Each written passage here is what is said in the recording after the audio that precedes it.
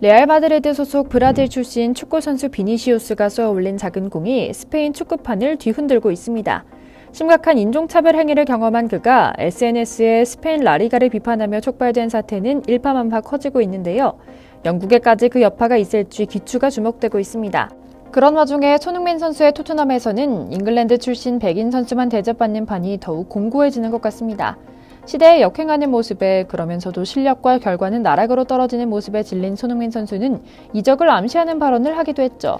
오늘은 토트넘 구단 내 잉글랜드 카르텔의 현주소에 관한 이야기 이모저모와 함께 손흥민의 작심 발언에 대한 이야기를 전해드리려고 합니다. 잠시 저희 광화문 브리핑 구독 설정도 부탁드리고요.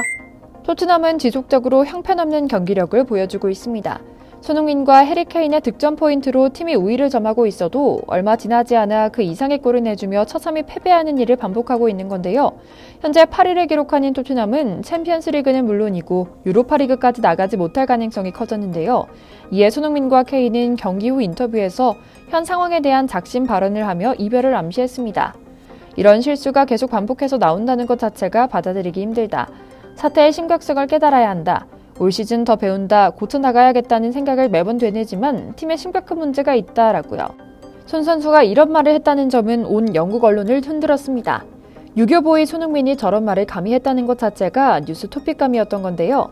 아무래도 절친한 친구 루카스 모우라가 팀을 떠나면서 그가 더 많은 생각이 들기 시작했기 때문인 것 같습니다. 올 시즌 최악의 한 해를 보낸 토트넘은 다음 시즌 변화가 없으면 안 된다는 시각이 지배하고 있는데요. 즉 토트넘에는 새로운 감독, 단장과 선수가 필요한 시점입니다. 때문에 팀 재편이 이루어질 것으로 보이는데요. 그래서 토트넘은 대대적으로 새 신안을 발표하겠다며 주장단부터 갈아치우기로 마음먹습니다. 그러나 뚜껑을 까보니 웬걸 온통 잉글랜드로 가득했습니다. 토트넘 유스팀부터 오랜 세월 토트넘의 선골로 지내온 올리버 스킵이 다음 시즌부터 주장단에 합류할 것이라는 소식이 전해지고 있는데요. 이미 케인, 다이어와 함께 레비 회장 주도하에 열린 주장단 회의에 참석하고 있다고 합니다. 스킵은 이번 여름 프랑스 출신 요리스의 계약 만료 후 새 시즌 주장단에 합류할 예정인데요.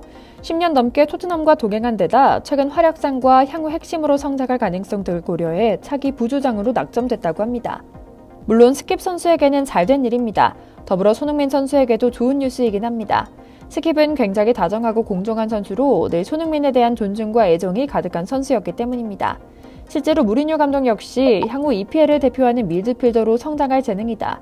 또 미래의 토트넘을 이끌어갈 주장이 될 수 있는 선수다라는 극찬을 할 정도로 멋진 선수죠. 그러나 안타까운 것은 결국 토트넘은 잉글랜드 출신 백인 선수만 한 자리 할 수 있다는, 그리고 그런 폐쇄적이고 편견 가득한 구도 때문에 또다시 침몰하고 말 것이라는 사실을 확인하고 말았다는 겁니다. 사실 시즌 내내 경기에서 토트넘의 절망적인 수비력의 근본적인 문제는 바로 이 잉글랜드 카르텔에서 비롯됐습니다. 팬들도 알고 있습니다. 그러나 문제는 이 문제를 선수 개인의 실력 문제로만 보고 있다는 점입니다. 구조적으로 잘못된 잉글랜드 카르텔 문제가 선수 기용 문제로 번졌고 고질적인 수비 문제로 확대됐다는 점을 잉글랜드 축구 팬들은 애써 외면하고 있는데요. 여러분도 너무 잘 아시는 것처럼 현재 토트넘의 수비 실책에서 제일 많은 지분을 차지하는 것은 에릭 다이어입니다. 그러나 에릭 다이어는 이상하리 많지 토트넘에서의 입지가 견고한데요. 감독이 누가 오더라도 늘 붙박이 주전으로 출전하며 일전에 요리스 골키퍼가 공격수 손흥민에게 수비에 가담하지 않는 이기적인 선수라며 맹비난할 때 앞장서서 손흥민을 향한 날을 세웠던 인물이기도 합니다.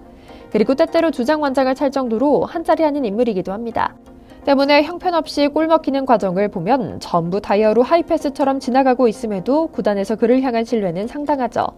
그 이유는 우선 앞선 소개해드린 스킵처럼 다이어 역시 토트넘에서 가장 오랜 시간을 뛴 베테랑 선수 중 하나이기도 하고 클럽에 몇 안 되는 잉글랜드 출신 선골 선수이기 때문입니다.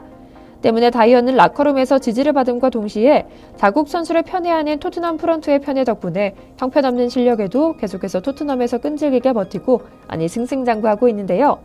회사에도 그런 인물들이 있죠. 학벌도 실력도 동료들의 신망도 말 그대로 아무것도 없는데 회사 창립 멤버라는 이유로 그냥 남아서 사람들 생산성만 떨어뜨리고 있는 인물들 말이죠.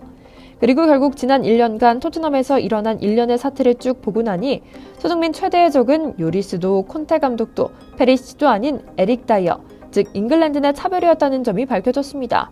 거대한 잉글랜드 출신 카르텔이 EPL에 뿌리 깊게 박혀 있으며 심심하면 터지는 인종차별 문제와 함께 팀 내에선 잉글랜드 출신의 기용 등 너무나 많은 문제가 산적해 있고 그 안에서 소니는 점점 지쳐가고 있기 때문인데요.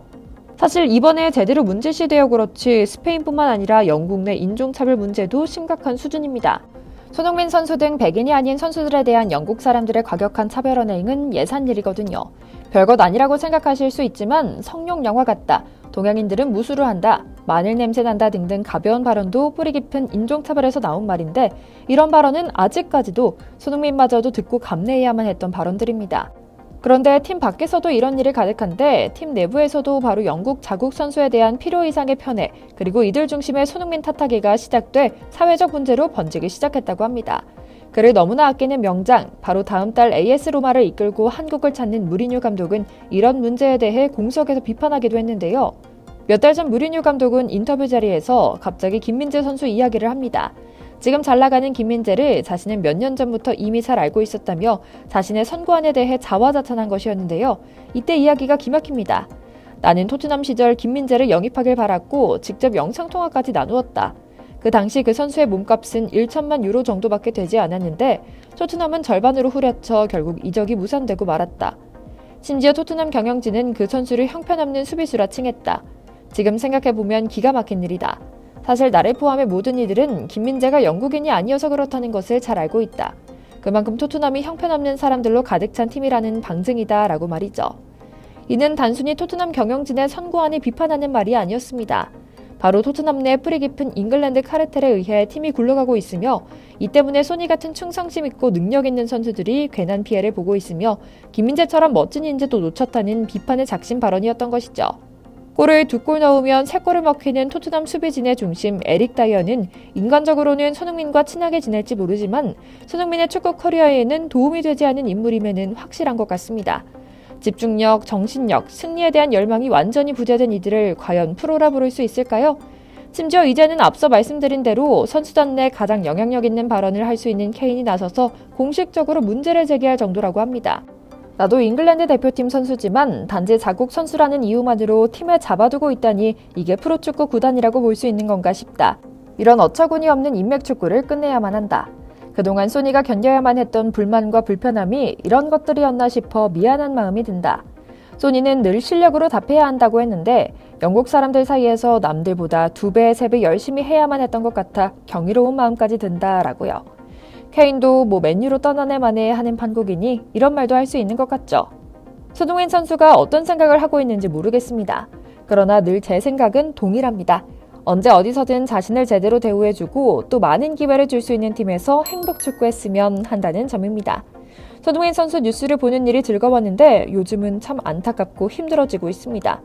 오는 여름부터는 더 즐겁고 기쁜 일이 가득할 수 있도록 스스로도 몸 건강, 마음 건강 잘 챙겨 행복 축구하길 바라며 오늘 영상 마치겠습니다.